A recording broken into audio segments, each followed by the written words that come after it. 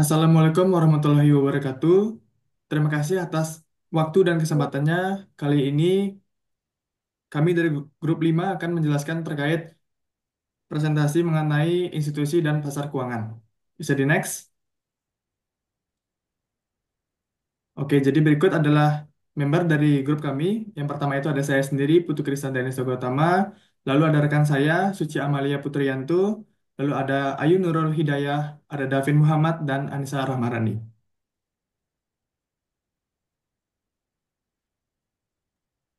Oke, selanjutnya yang pertama-tama di sini saya akan menjelaskan tentang latar belakang dari laporan kali ini. Nah, lembaga dan pasar keuangan memiliki peran penting dalam mendorong pertumbuhan ekonomi dan mendukung aktivitas bisnis.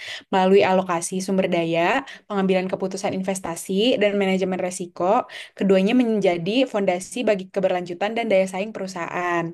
Nah, dalam konteks keuangan global saat ini, keputusan strategis seperti ekspansi, investasi modal, dan opsi pembiayaan menjadi sangat krusial. Nah, laporan ini membahas tiga studi kasus nyata dari berbagai industri animasi, teknologi, dan manufaktur semikonduktor yang menggambarkan proses pengambilan keputusan keuangan dalam situasi yang berbeda. Nah, melalui analisis ini, laporan bertujuan untuk memahami bagaimana perusahaan berinteraksi dengan pasar keuangan, menilai kelayakan proyek, dan menentukan arah strategi di tengah kepastian. Next.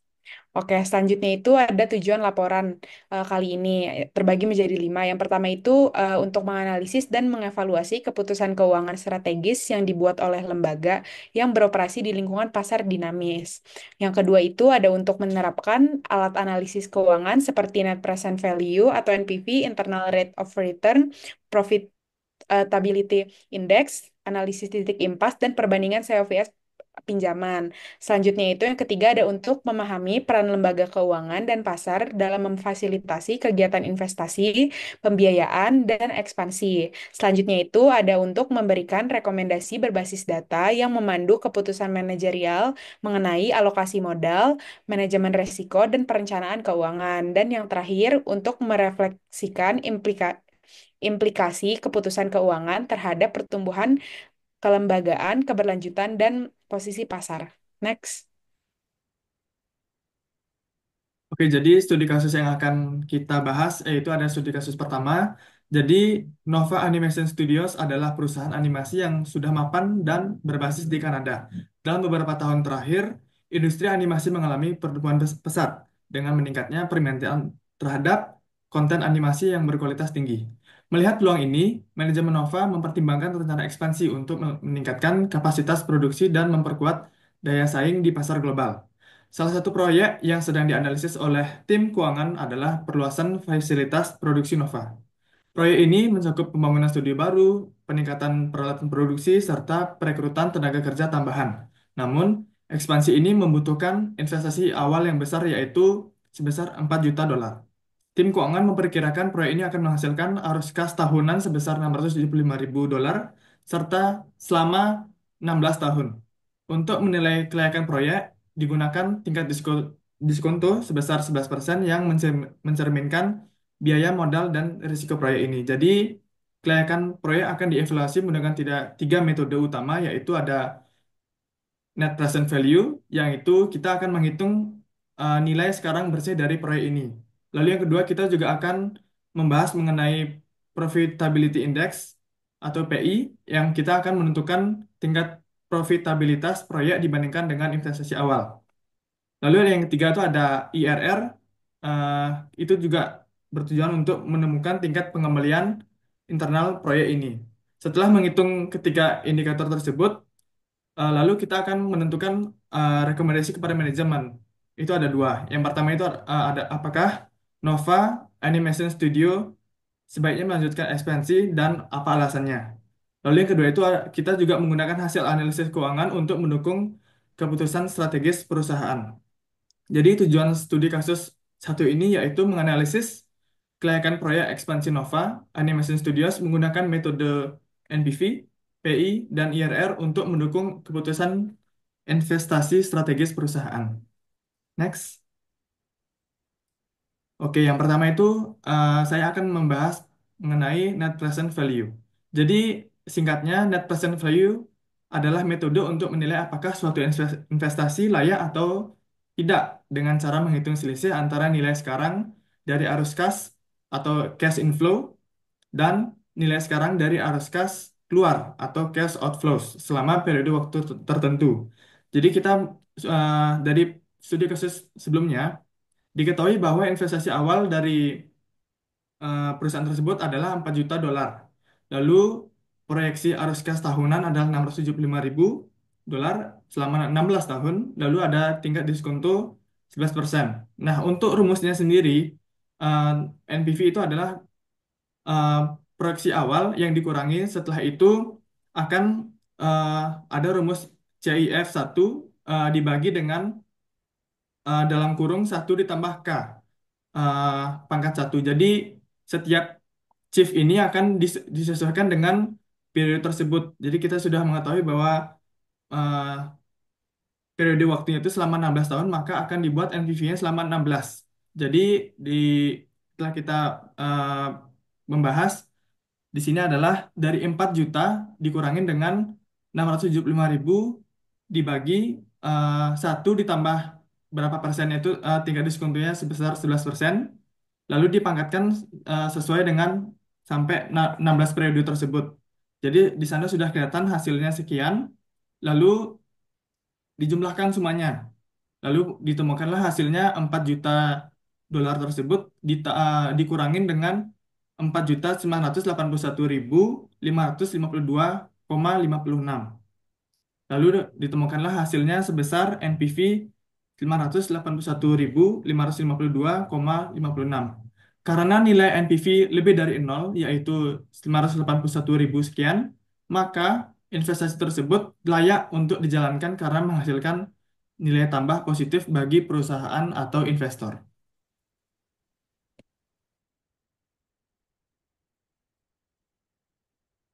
Oke, selanjutnya saya akan menjelaskan mengenai Profitability Index atau yang biasa disebut PI.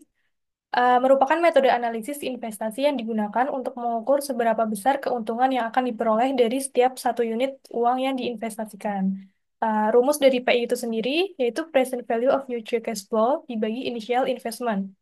Nah, di studi kasus yang kita bahas, yaitu diketahui ada investasi awal sebesar 4 juta dolar dan proyeksi arus kas tahunan sebesar 675 ribu dolar selama 16 tahun dan tingkat diskonto 11%.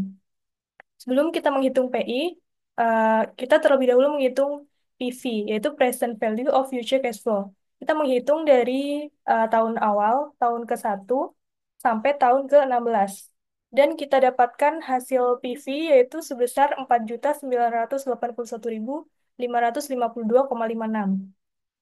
Langkah selanjutnya, menghitung PI dengan rumus present value, yaitu 4.981.552,56 dibagi initial investment, yaitu sebesar 4 juta, yang bisa disebut investasi awal. Lalu eh, didapat PI yaitu 1,245. Nah, PI yang kita dapat sebesar 1,245 itu lebih besar dari satu. Maka proyek ekspansi dianggap layak untuk dijalankan karena menunjukkan bahwa setiap $1 yang diinvestasikan akan menghasilkan nilai sebesar 1,245 dolar. Selanjutnya yaitu Internal Rate of Return atau IRR, merupakan indikator dalam keuangan yang digunakan untuk mengukur tingkat pengembalian modal yang digunakan untuk menjalankan usaha. Rumusnya itu IRR sama dengan K1 dikurangi dalam kurung NPV plus K2 dikurangi K1 dibagi NPV minus dikurangi NPV plus. Diketahui investasi awal itu 4 juta dolar, lalu proyeksi arus kas tahunan yaitu 675 ribu dolar selama 16 tahun dan tingkat diskonto yaitu 11%. Tahapan pertama kita menghitung VV 15%, yaitu caranya dengan 675.000 dibagi 1,15 pangkat tahun sampai 16 tahun. Hasilnya hasilnya yaitu 4.019.934.000. Selanjutnya, menghitung IRRX, yaitu X dibagi 4%. 4% ini dari 15% dikurangi 11%. Sama dengan 981.552.000 itu dari hasil NPP, dan 961.618.000 itu hasil NPV dikurangi VV yang 15%. Selanjutnya dikali 4%, hasilnya yaitu 0,04 dan diubah menjadi persentase yaitu 4%. Setelah itu menghitung IRR, yaitu batas bawah ditambah IRRX, yaitu 11% ditambah 4%, hasilnya jadi 15%. Hasil dari IRR yaitu 15%, artinya proyek ini memberikan pengembalian investasi yang lebih tinggi dari diskonto yang digunakan dan proyek ini layak untuk dilaksanakan.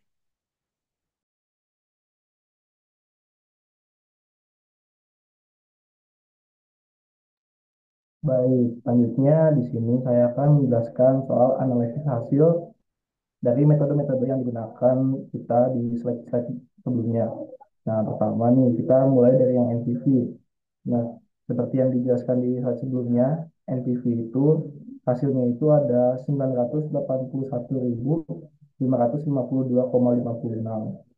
Nah, karena nilai NPV yang positif ini menunjukkan bahwa si proyek ekspansi ini diperkirakan bakal nambah nilai bagi perusahaan sebesar angka yang tadi itu. Nah, jadi setelah mempertimbangkan biaya modal sebesar 11%, artinya investasi ini layak secara finansial karena menghasilkan lebih dari yang diinvestasikan. Lalu selanjutnya ini ada analisis hasil dari PI. Nah, jadi seperti yang tadi sebelumnya juga, PI itu hasilnya itu ada 1,245. Nah, kalau si PI ini lebih dari satu, artinya ini menunjukkan bahwa setiap $1 yang diinvestasikan akan menghasilkan 1,245 dolar dalam bentuk nilai kini arus kas masa depan. Nah, ini tuh artinya proyek ini tuh efisien secara ekonomis dan memberikan imbal hasil yang lebih besar dari biaya yang dikeluarkan. Lalu yang terakhir itu ada analisis hasil dari IRR. IRR itu hasilnya itu tadi ada 15%. Nah, IRR yang 15% ini artinya proyek ini tuh diharapkan di masa depan bakal memberikan tingkat pengembalian sebesar 15%, yang artinya lebih tinggi dari tingkat diskonto atau cost of capital yang dimana itu cuma sebesar 11%. Nah, karena si IRR ini lebih besar, maka proyek ini dianggap menguntungkan dan juga pastinya layak dijalankan. Lalu itu di bawahnya, jadi dari ketiga indikator itu bisa disimpulkan bahwa si NPV-nya positif, lalu PI-nya itu lebih besar dari satu, dan juga IRR-nya lebih besar dari cost of capital. Yang artinya ini tuh memberikan sinyal atau pertanda kuat bahwa proyek ini tuh eh, proyek ini memiliki ekspansi ini artinya layak secara finansial bagi perusahaan. Oke, next. Nah, lalu yang terakhir di sini ada rekomendasi dari keseluruhan metode yang sudah kita analisis. Jadi berdasarkan hasil penghitungan dari NPV, NPV yang positif, TI yang lebih besar dari satu, IRR yang lebih besar dari diskontonya, maka proyek ini layak secara finansial. Nah, oleh karena itu, perusahaan disarankan untuk melanjutkan proyek ekspansi ini dengan fokus pada pembangunan studio baru, peningkatan peralatan dan infrastruktur, dan juga mungkin perekrutan tenaga kerja tambahan untuk mendukung si kapasitas produksi yang lebih besar ini. Nah, selain itu juga penting buat memantau kemajuan proyek secara berkala guna mengidentifikasikan risiko atau kendala yang mungkin muncul. Nah, dengan langkah-langkah tersebut, proyek ekspansi ini diharapkan dapat meningkatkan daya saing perusahaan Nova Animation Studios di pasar global dan memberikan keuntungan jangka panjang bagi perusahaan. Oke. Baik, terima kasih atas waktu dan kesempatannya. Semoga hasil analisis dan rekomendasi studi kasus satu dari kelompok kami sesuai dan tepat. Sekian dari pemaparan yang bisa kami sampaikan. Kami dari kelompok 5, kami tutup dengan wassalamualaikum warahmatullahi wabarakatuh.